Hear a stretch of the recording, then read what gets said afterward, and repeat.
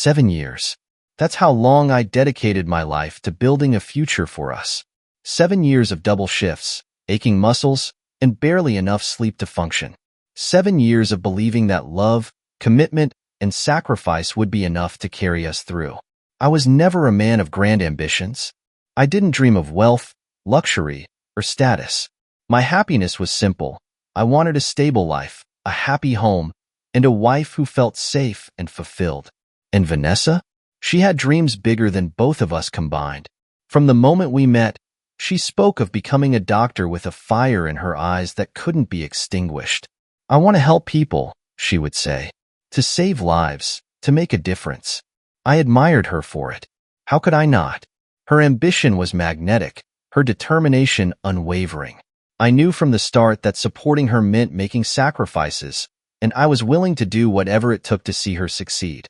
While she spent her days attending lectures and nights buried in textbooks, I worked, first as a warehouse worker, stacking crates until my arms burned, then as a night shift security guard, watching over silent buildings while exhaustion clawed at me. I lived in a cycle of labor and fatigue, barely scraping by, but I never once resented it. We lived in a tiny, cramped apartment where the walls were so thin we could hear our neighbors arguing late into the night. The paint was peeling, the plumbing barely worked, and the single window in the kitchen overlooked a back alley filled with garbage bins. It wasn't much, but it was home. I didn't need luxury. I didn't need comfort. I just needed her. I still remember the nights she'd look up from her medical books, her eyes filled with guilt as she saw me dragging myself through the door, too tired to even take off my shoes. "You should rest more," she would say softly, reaching for my hand. And I would always smile, brushing her hair back gently. "I'll rest when you're a doctor." That was the promise. She had big dreams, and I made them mine. The warnings I ignored. My best friend, Daniel, never stopped warning me. He was the only one who dared to say what no one else would. "Not every woman remembers who stood by them during the struggle," he told me over coffee one morning before my shift. "People change when they get what they want. Just be careful." I laughed. "You don't know her like I do. She's not like that. She loves me." Daniel sighed, stirring his coffee. "I hope you're right, man. Just don't be blind." I dismissed his words. I refused to believe that the woman I loved, the woman who had cried in my arms when she failed an exam, the woman who kissed me every morning before I left for work, the woman who promised we were building a future together, could ever betray me. She wasn't like that. She wasn't. The price of love. Every penny I made went toward supporting us. Her tuition, her textbooks, her endless medical supplies. I covered it all. Some months, after paying for her school fees, we barely had enough to eat.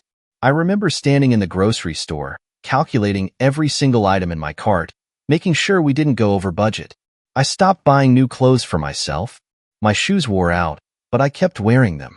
My shirts faded, but I didn't care. Every extra dollar went to her education, and I never once complained, because I believed in her, because I believed in us. She always told me, "Once I become a doctor, everything will change. We'll have a better life." And I believed her. I held on to that belief every time exhaustion made my vision blur.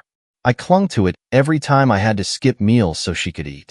I reminded myself of it whenever I saw her sleeping peacefully while I dragged myself out of bed to start another shift. Love was supposed to be enough, wasn't it?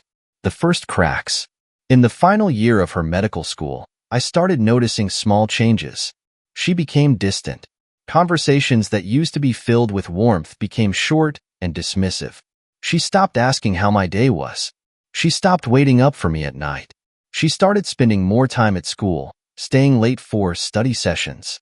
At first, I didn't think much of it, but then, the excuses started piling up. I'd ask, "Want to grab dinner together?" She'd reply, "I'm too busy." I'd suggest a weekend together. She'd sigh, "I have too much studying to do." It was subtle at first, like a slow unraveling of something I couldn't quite grasp, but I ignored it.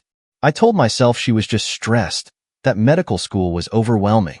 She'd always come back to me. She had to, right? The unspoken truth. The final straw came when she stopped saying, "I love you." At first, I thought it was a mistake. something she didn't realize she was doing. But night after night, I noticed the absence of those 3 words. I started testing it. When I left for work, I'd kiss her on the forehead and whisper, "I love you." She'd only nod. When I brought home her favorite meal, hoping to surprise her, I said, "I love you." She only smiled without saying it back. I told myself it didn't mean anything. I told myself that stress could make people forget the small things. But deep down, something felt wrong, and I refused to acknowledge it. Because if I admitted it, then I would have to face the truth. That maybe, just maybe, Daniel had been right all along. The man who gave everything. For 7 years, I gave her everything. My time, my energy, my money, my love. I built her future with my own hands, believing that in the end, it would be worth it. Because I loved her. Because I thought she loved me too. But love is only real when it's reciprocated. And soon, I would learn that some people only stay until they get what they want. Until they don't need you anymore. And that realization? It would change everything. 2 months before Vanessa's graduation, something happened that I never saw coming.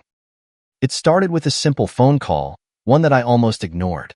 I had just finished my warehouse shift, body aching from lifting crates all night.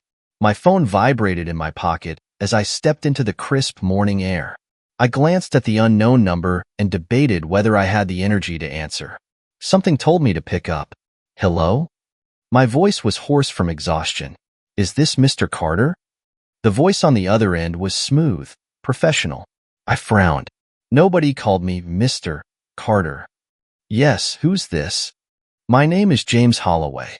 I'm calling on behalf of Margaret Carter's estate." I nearly dropped the phone. Auntie Margaret, my father's older sister, the wealthy, eccentric woman who had been somewhat of a mystery to me my whole life. She had no husband, no children, and for reasons I never quite understood, she distanced herself from most of the family. I hadn't spoken to her in years. "She passed away last week," the man continued. I blinked. "Oh, I didn't know. I'm sorry." "She left something for you," he said. "Can you come to my office today?" I didn't know what to think. Why would she leave me anything? She had never shown much interest in my life. The last time I saw her, I was still a teenager. But I went. A life-changing moment. James Holloway's office was located in a towering building that smelled of polished wood and old money. I sat across from him, heart pounding, as he slid a thick envelope across the desk. "This is your inheritance." I hesitated before opening it. My hands trembled as I pulled out the documents inside. The first thing I saw was a number so large I thought my eyes were playing tricks on me. $10 million. I stared at it, my mind refusing to process what I was looking at. "There must be a mistake," I said slowly. "This can't be mine." James adjusted his glasses. "Margaret Carter had no immediate family left, and she specifically named you in her will. She wanted you to have this." I sat there, stunned. $10 million. I had spent years scraping by, working myself to the bone, sacrificing everything for a better future, and now, just like that, I was a millionaire. I should have been ecstatic. I should have been jumping for joy. But instead, I felt uneasy. Because the first thought that crossed my mind wasn't about myself. It was about Vanessa, keeping it a secret. I walked out of that office a different man. The weight of my struggles had been lifted in an instant, yet I felt more burdened than ever. I couldn't tell Vanessa. Not yet. Not because I didn't trust her, but because I wanted to see something first. For 7 years, I had given everything to her, never once asking for anything in return. But I had been noticing the changes in her. The way she spoke to me, the way she looked at me, the way she avoided saying, "I love you." I told myself I was imagining things, that I was being paranoid. But now, with $10 million in my name, I had the chance to find out who she really was. Would she love me the same if she thought I was still just a warehouse worker? Or was her love conditional, tied to my sacrifices, tied to what I could give her?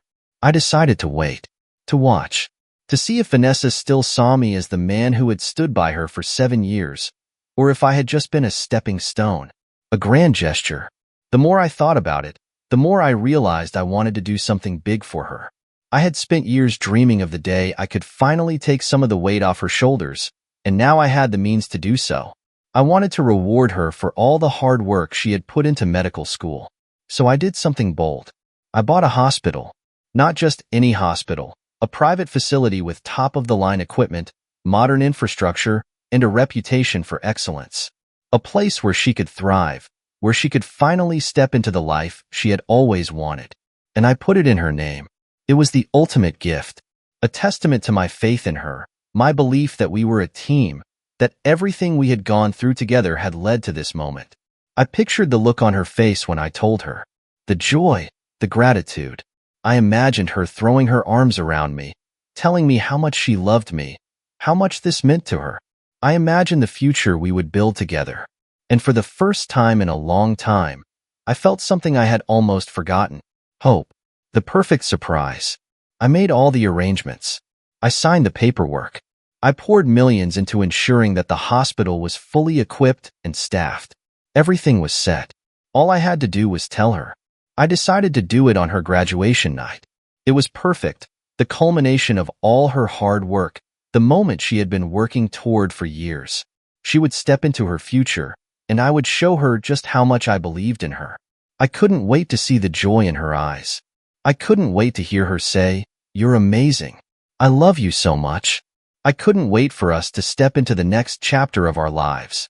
Little did I know, the only thing waiting for me that night was heartbreak.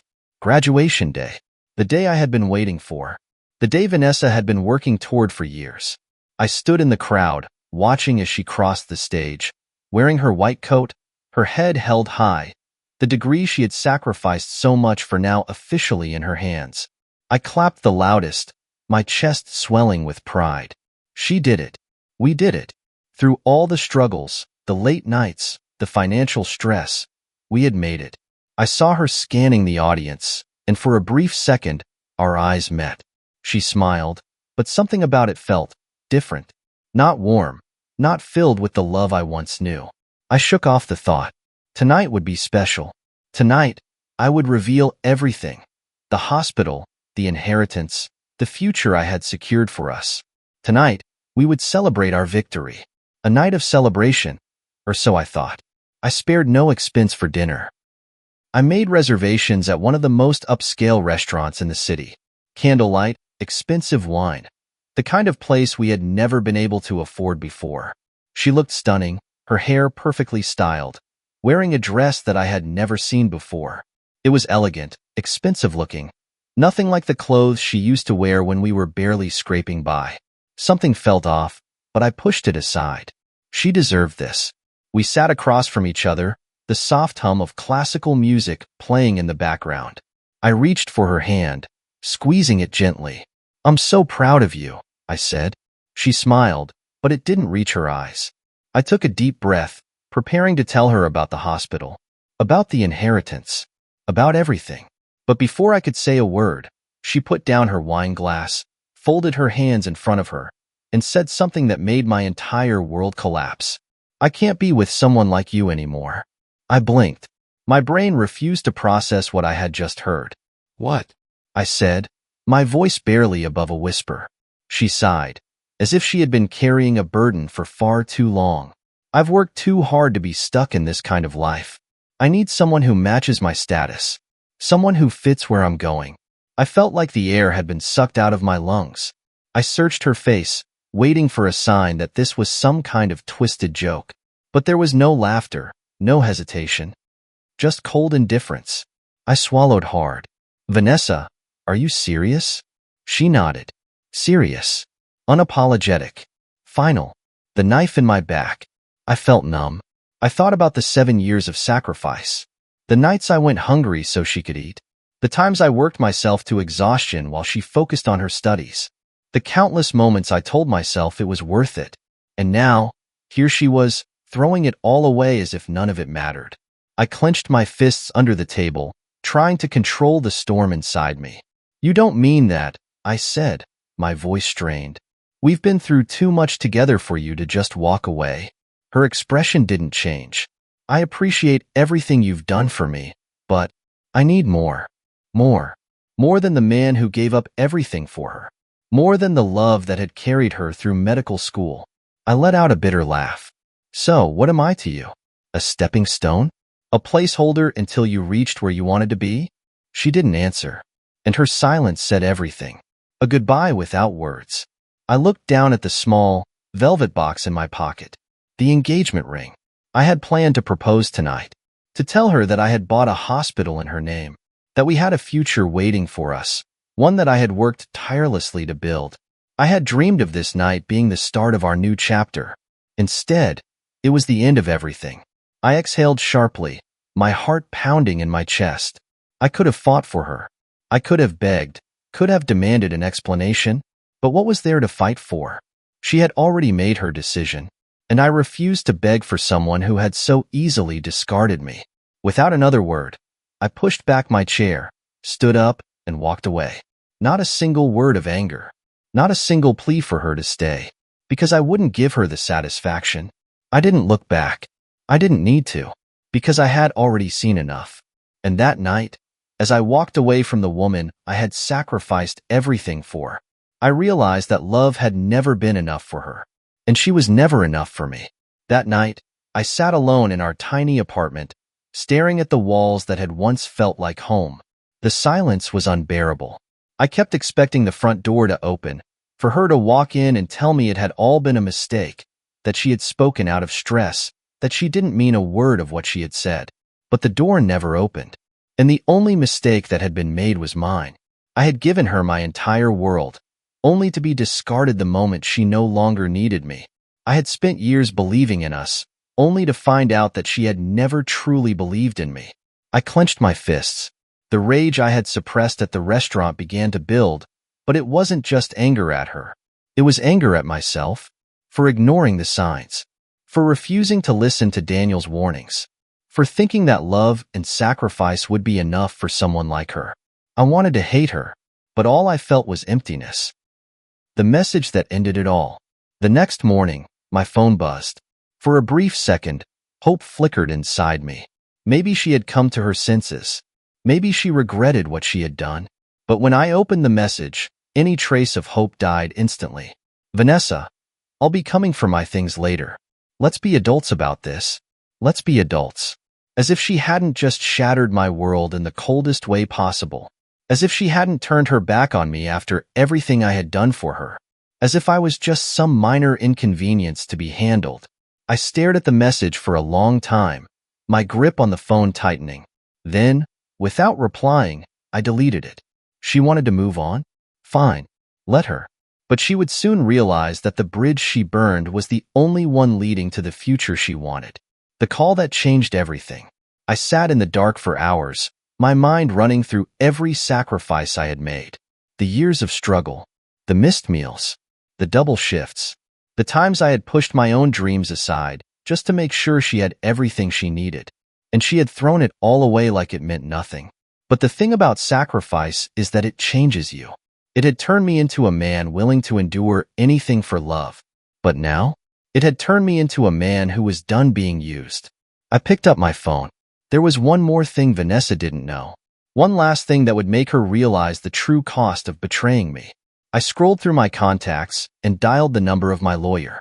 The hospital I had bought in her name? I was making sure it stayed under mine. The reality of her choices. I didn't reply to Vanessa's texts. I didn't need to. Instead, I focused on what came next. I had inherited $10 million, but more importantly, I had inherited something far greater, freedom. No more sleepless nights working 2 jobs. No more sacrificing my dreams for someone who never valued me. No more living for someone else. I spent the next few days rewriting my future. I finalized the paperwork to ensure the hospital remained under my name. I met with a team of experts to begin building the medical empire Vanessa thought she was entitled to. And I waited. Waited for the moment when reality would hit her. The beginning of karma. It didn't take long. The news about my hospital acquisition spread quickly. Doctors, specialists, and healthcare professionals began lining up for positions. Meanwhile, Vanessa was about to learn a harsh lesson. She had spent years believing she was destined for something greater. But what she didn't realize was that the world didn't work the way she imagined. Prestigious hospitals weren't lining up to hire her just because she had a degree. Her dream job wasn't waiting for her on a silver platter, and for the first time, she was about to experience what struggle really felt like. The bridge she burned. The day Vanessa came to pick up her things, I wasn't home. I didn't want to see her.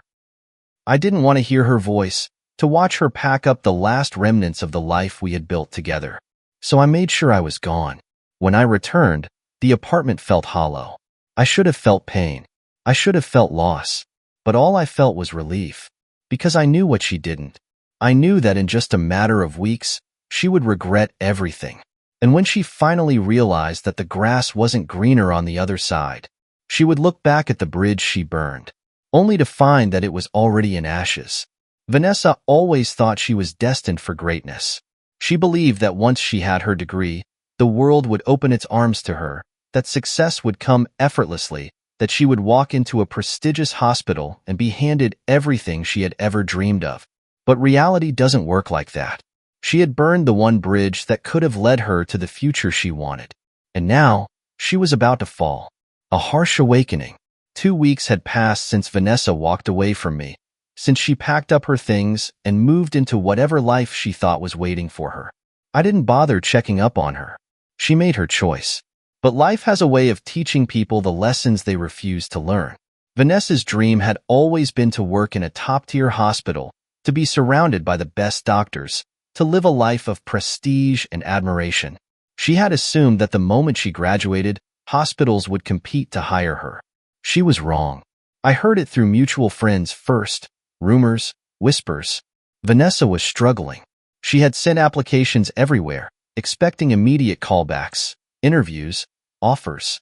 Instead, she received rejection after rejection. Hospitals weren't desperate for fresh graduates with no connections. Her degree alone wasn't enough. And the reality that she had never prepared for failure was beginning to sink in. Meanwhile, I thrived. While Vanessa was facing closed doors, I was building an empire. The hospital I had purchased, the one I had originally planned to give to her, was growing faster than I had expected. Doctors and specialists were eager to join my team. Investors were showing interest. The media had started covering the story of the mysterious young entrepreneur who had acquired a major medical facility. And Vanessa? She was still unemployed. The moment she realized the truth. It happened when her best friend, Claire, unknowingly sealed Vanessa's fate. One evening, as Vanessa sat scrolling through job postings, her phone lit up with a message from Claire. Claire, hey, have you seen this? There's a new hospital in town, and they're offering top salaries. You should apply. Attached to the message was a job listing. Vanessa clicked on the link, skimming through the details. High pay, excellent benefits, a chance to work at a rapidly growing, privately owned medical facility. Her heart leapt. This was exactly the opportunity she needed. But then, her eyes landed on the hospital's name. And her breath caught in her throat. It was my hospital, the one she had thrown away. The realization must have hit her like a train. The hospital she had believed was beneath her, the hospital she had never even considered working at, was now one of the most coveted places to work. And I was the one who owned it. Denial and desperation. At first, she scoffed. She told herself, I don't need this. I can do better.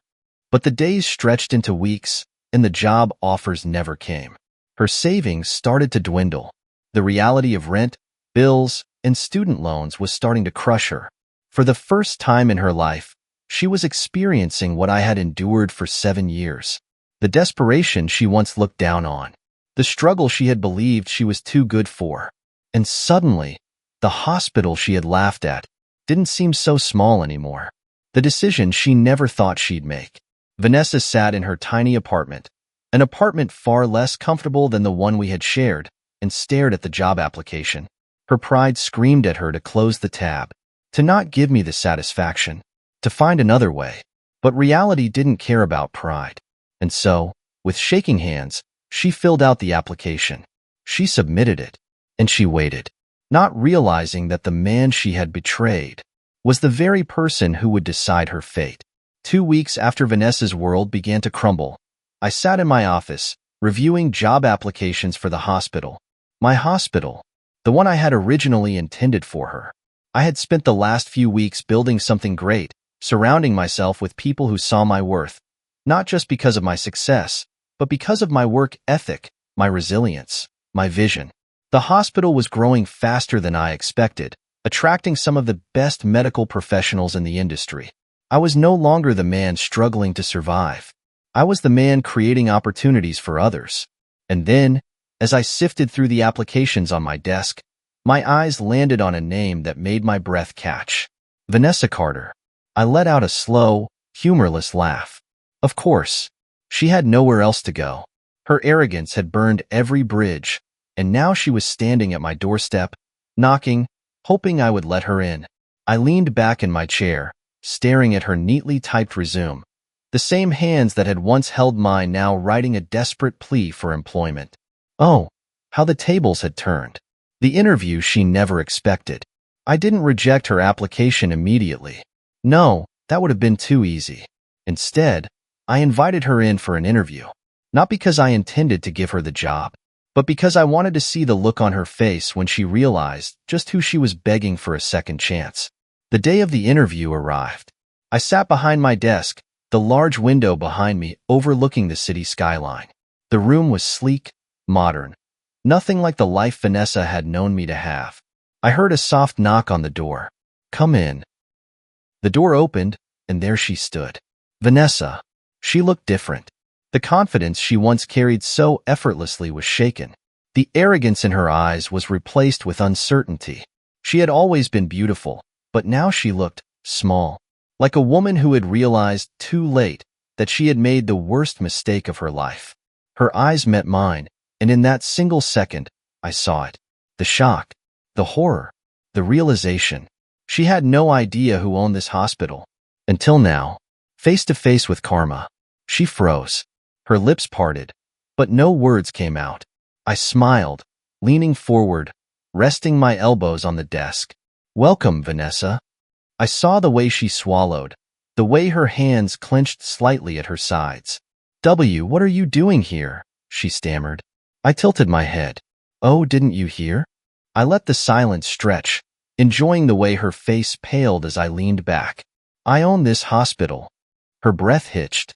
I could almost hear the thoughts racing through her head. The realization that she had left the one man who had been willing to sacrifice everything for her. The realization that the underachiever she had discarded had built something greater than she could have ever imagined. She had thrown me away, and now she was sitting in my office, needing my help. It was poetic.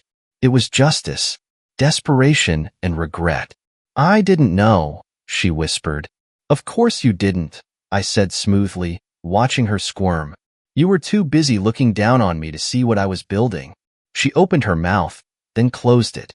For the first time, Vanessa had nothing to say. I let the silence stretch between us before I spoke again, my voice calm, controlled. You applied for a job here. She nodded slowly. I really need this job, she said, her voice barely above a whisper. Oh, how quickly things change. I studied her, letting the moment sink in. The woman who once told me I wasn't good enough for her was now sitting in front of me, waiting for my decision. I should have felt bad for her. I should have pitied her.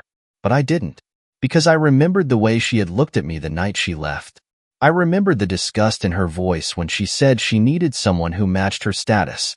And now, she was the one beneath me. The decision that changed everything. I let out a slow sigh, pretending to consider. I could see the hope flickering in her eyes, the desperation she was trying to hide. I tapped a finger against my desk before finally speaking. You're not qualified for what we're offering. She flinched. I can learn, she said quickly. I'm willing to do anything. I raised an eyebrow.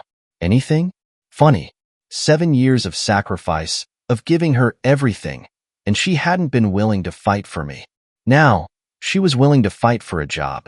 I leaned forward, my voice calm, unwavering. I'll think about it. She let out a breath, nodding. Thank you, she whispered, but we both knew my answer was already decided.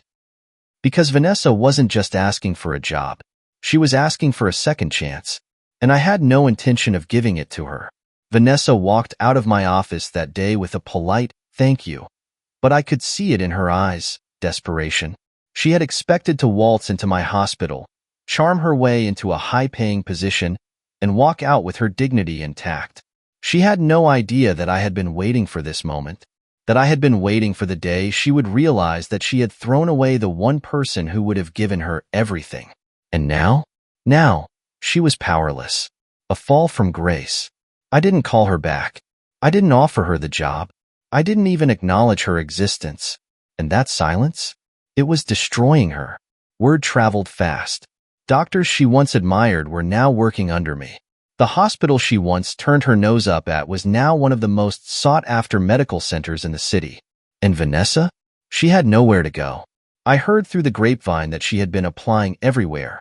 Big hospitals, private clinics, even understaffed rural facilities. Nobody was hiring her. She had assumed that her degree alone would open doors, that her name on an application would be enough. But reality was cruel. Nobody cared about her struggles, her sacrifices, or her arrogance. She was just another unemployed graduate. And for the first time, she was the one struggling. The friend who told me everything. One afternoon, as I was going over some financial reports, my phone buzzed. It was Daniel. I hadn't spoken to him in a while. He had been traveling, busy with his own life. But when he saw how well I was doing, he couldn't resist catching up. Man, he chuckled. I heard something today, and I had to call you. I smirked. Let me guess. Vanessa? He laughed. You already know. Tell me anyway. Daniel lived for moments like this. He had warned me for years about Vanessa, had always been skeptical of her sudden ambition and the way she carried herself like she was too good for a simple life. She's miserable, he said. Her old friends are dropping her. She's been rejected from every hospital in the city. And get this? I leaned back in my chair, waiting. She's been bad-mouthing you behind your back. I wasn't surprised. Apparently, Daniel continued, she's telling people that you're holding a grudge, that you're being petty by not hiring her. I almost laughed out loud. She really thinks that? I asked, shaking my head. Oh, man, Daniel said, still chuckling. She's panicking. She thought she could just waltz in and take what she wanted. She thought you'd still be the same guy willing to do anything for her. But I wasn't that guy anymore. That version of me had died the night she said, I need someone who matches my status. Now, she was the one begging for a second chance. The desperate plea. It wasn't long before Vanessa came back. One evening, just as I was leaving the hospital, I saw her standing outside near the entrance. She looked different. The confident, self-assured woman I had once loved was gone. In her place was someone who looked lost, fragile, uncertain. She stepped forward as I approached, her eyes searching mine. I said nothing, just waited. She swallowed, her voice quieter than I had ever heard it. I just wanted to talk. I raised an eyebrow. About what? She hesitated, then let out a shaky breath. About us. There it was. The thing I had been expecting. The moment where she finally realized the truth. There is no us, Vanessa, I said simply. She flinched. Her eyes darted around, as if trying to find the right words, the right excuse to justify what she had done. I made a mistake, she admitted. I said nothing. She took another step forward, her voice softer, almost pleading. I shouldn't have left you, she said. I was wrong. I watched her, expression unreadable. She thought this was enough. She thought a simple admission of regret would be enough to erase 7 years of sacrifice. She thought she could just come back, and I would take her in with open arms. But I wasn't that man anymore. I was the man who had built something out of nothing, and I had built it without her. The coldest truth. I let her words hang in the air before finally responding. You're right, I said. Her face lit up with hope. But some mistakes, I continued, can't be undone. The hope shattered in an instant. Her lips trembled. I still love you. I almost laughed at that. You love me? I echoed, tilting my head. Or do you love the fact that I'm successful now? She flinched again, like my words had physically hit her. Her hands clenched into fists. I could see the anger rising in her now. She wasn't used to this, to being powerless, to being the one who had to beg. She thought I was still the same fool who would do anything for her. But I wasn't. I wish you the best, Vanessa, I said finally, but we're done. And with that, I walked past her, leaving her standing there in the same silence she once left me in. Vanessa left my office in humiliation that day, but I knew this wasn't over for her. She had lost everything she once had: her pride, her security, her sense of control. And worst of all, she had to watch me succeed without her. The friends who turned their backs. Vanessa had always surrounded herself with people who admired her. Friends who had once celebrated her decision to leave me, who had told her she was making the right choice by seeking a partner who matched her ambition. But success is a fragile thing, especially when it's built on nothing but ego. And when Vanessa's reality crumbled, so did her circle. The moment she lost her ability to impress, her so-called friends vanished. I heard from mutual acquaintances that she had tried to reach out to them, but their responses were cold, dismissive. Some ignored her completely. Some politely declined her invitations. One even told her outright, "I thought you had your life figured out." Guess not. That must have stung. Because Vanessa had built her entire identity around being the woman who had it all. And now, she had nothing. Drowning in reality. Without a job, without a strong network, without someone to hold her up, Vanessa had to face something she had never experienced before. Real struggle. For years, she had watched me fight to make ends meet. She had watched me sacrifice, exhaust myself, break my back just to keep a roof over our heads. And now, she was the one struggling.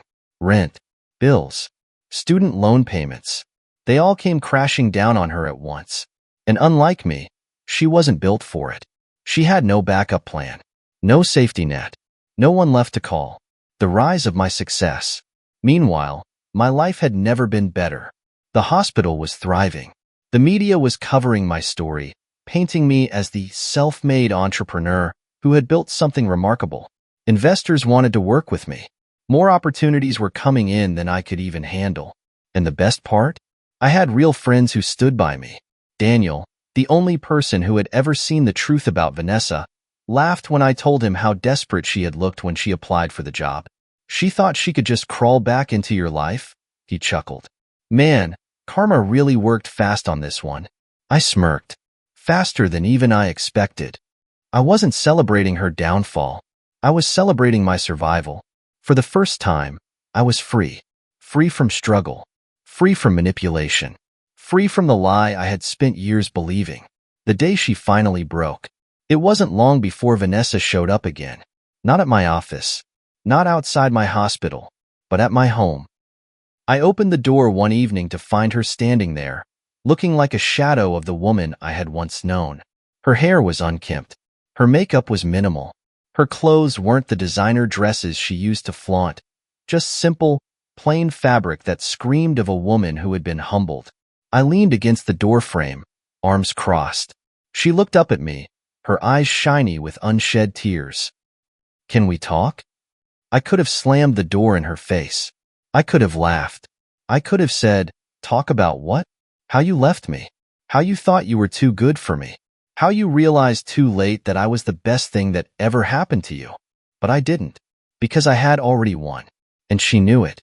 I exhaled sharply. "Say what you need to say." She hesitated. Then, in a voice barely above a whisper, she said, "I regret everything." I felt nothing. No anger. No satisfaction. No sadness. Just nothing. I waited, letting her speak. "I was wrong," she continued, her hands trembling. I didn't see how much you loved me. I didn't realize what I had." I stayed silent. She swallowed, looking at the ground. "I thought I wanted more, but the truth is, I already had everything. I just didn't see it. Too little, too late." She finally lifted her head, eyes pleading. "I still love you." I almost laughed. Love? She had loved the idea of status. She had loved the idea of power. She had never really loved me. I tilted my head. "You love me?" She nodded quickly. "Yes." I let the words hang in the air for a moment before I finally responded. "No, Vanessa." Her breath caught. I stepped forward slightly, looking her dead in the eye. "You don't love me. You love what I've become." Tears slipped down her face. I had waited for this moment, waited for her to feel what I had felt the night she walked away from me. And now that it was here, it meant nothing. I exhaled slowly, then spoke the final words she never wanted to hear. You made your choice. And this time, it was my turn to walk away. Vanessa stood there, frozen, as my words settled in. You made your choice.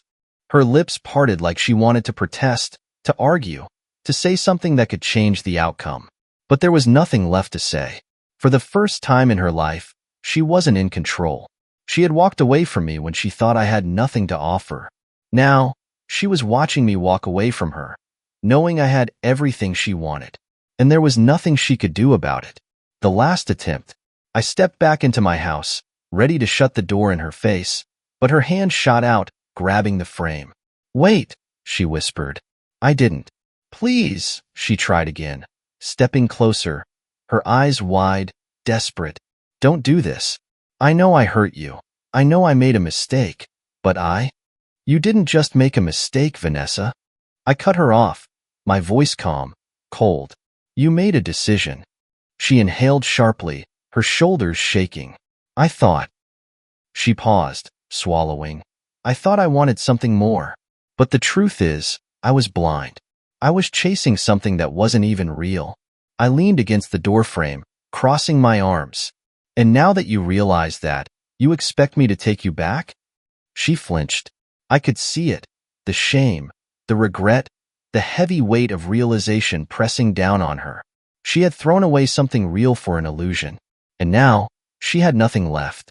I don't expect anything, she said, her voice small. I just need to know if there's still a chance.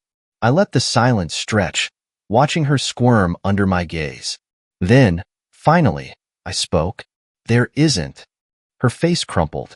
I had seen her in so many ways before, confident, ambitious, driven, determined, but never like this, never so broken. But that was the difference between us. When I had been broken, I rebuilt myself. When she was broken, she ran back to the person she thought would save her. But I wasn't that person anymore. I had been her safety net for too long. Now, she had to fall. The truth she never wanted to hear. You said you wanted someone who matched your status, I reminded her. Well, now you're standing in front of me, jobless, struggling, looking for a handout. Her breath hitched. I stepped forward, just enough so she had to tilt her head up to look at me. You didn't leave me because I wasn't enough, Vanessa. My voice was steady, unwavering. You left me because you thought you could do better. Her lips trembled. You thought I was disposable. I let the words sink in. And now? You're the one standing outside my door, begging to be let in. A single tear slipped down her cheek. For the first time, she had nothing to say, because everything I said was the truth. The moment she realized it was over, she took a slow step back. I deserve this, don't I? She whispered, almost to herself. I didn't answer. She looked around, as if finally seeing how far she had fallen. I thought leaving you was the start of something better, she murmured. I thought I was making the right choice. I didn't respond, because in the end, her choices had already spoken for her. She had abandoned me when she thought I had nothing. She had mocked my sacrifices. She had broken me. And now, she had to live with it. She wiped her face, inhaling shakily. I'll go now. I didn't stop her. I watched as she turned, her shoulders hunched, walking away from the door. And as she disappeared into the night, I knew. This was it. There were no more second chances. No more words left to say. No more bridges left to cross. For 7 years, I had sacrificed everything for her. And now, for the first time, I was finally free. The night Vanessa walked away for the last time, I felt nothing. No satisfaction. No lingering bitterness. No sense of loss. Just freedom. For 7 years, I had sacrificed my time, my energy, my health, and my future for someone who had never truly valued me. For 7 years, I had put her dreams before my own. And when she finally got what she wanted, she discarded me like I was nothing. But in the end, I was the one who won. Because while she was left struggling, drowning in her mistakes, I had built something greater than I ever imagined. A life without her. In the weeks that followed, my life only got better. The hospital continued to grow. Doctors and investors lined up, eager to be part of what I was building. I expanded my network, traveled, and met people who saw my worth, not because of what I could do for them, but because of who I was. For the first time in years, I lived for myself. I ate at restaurants I once thought were out of my league. I dressed in clothes I never thought I could afford. I woke up without exhaustion, without regret. And every single morning, I reminded myself of one simple truth. I was never the problem. She was. The last reminder of Vanessa. I didn't hear from Vanessa again after that night. Not directly, but word traveled. Mutual acquaintances whispered about how she was still jobless, still struggling, still trying to find a way back to the life she thought she was destined for. She had moved to a smaller apartment, downgraded her lifestyle, and slowly faded from the circles she once thrived in. And every time someone asked me if I felt bad for her, I had the same response. No, because I wasn't her safety net anymore. She had chosen this path. She had walked away. And now, she had to live with that decision. Finding something real. I never went looking for love again. Not immediately. I spent my time focusing on myself, on my happiness, my goals, my own success. But life has a funny way of bringing the right people into your life when you least expect it. It wasn't long before I met someone new. Someone who saw me before the wealth, before the success, before the empire I had built. She didn't care about my money, my business, my power. She cared about me. And when I looked at her, I knew. This is what love is supposed to feel like. Not conditional, not dependent on status or achievement, but real. The final goodbye. One evening, as I sat in my office, I found myself thinking about Vanessa one last time. Not with anger, not with resentment, but with clarity. She had been a lesson, a reminder of what happens when people take love for granted, when they believe they can replace something real with something better, only to find that better never existed. I had given her my heart, and she had thrown it away. But in the end, I won, because I had everything she ever wanted, without her. And that was the best revenge of all. I leaned back in my chair, exhaled, and let the past fade. Vanessa was just a chapter one had closed, a name I no longer cared to remember. And as I turned off my office light and stepped into the future, I knew that I had finally, completely moved on.